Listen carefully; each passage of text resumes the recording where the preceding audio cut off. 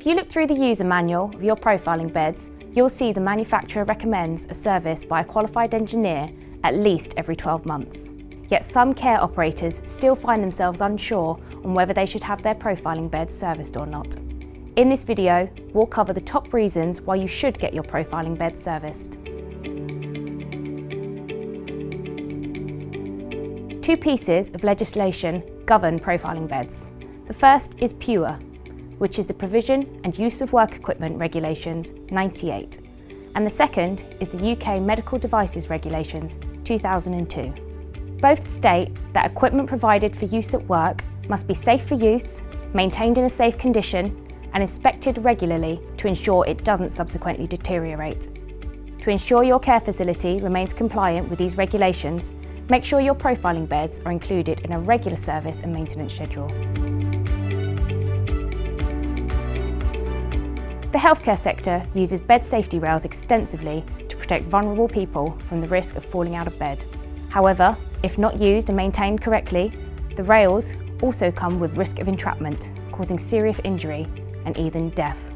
Having your profiling bed serviced regularly by qualified engineers who have experience and knowledge will ensure your profiling beds and bed rail setup complies with the BS-EN dimensional requirements. During the service, the engineer will check the condition of the bed rails and fix any minor issues.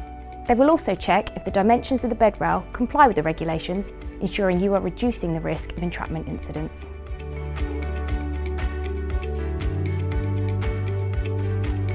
Care staff commonly use profiling beds in the morning and the evening when transferring users in and out of bed.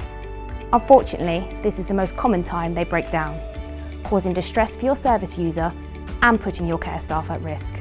Having your profiling bed serviced regularly will keep your equipment in top condition throughout its lifespan and reduce the chances of it breaking down at critical moments of transfer. Do you know how much you spend on reactive call-outs for profiling beds each year?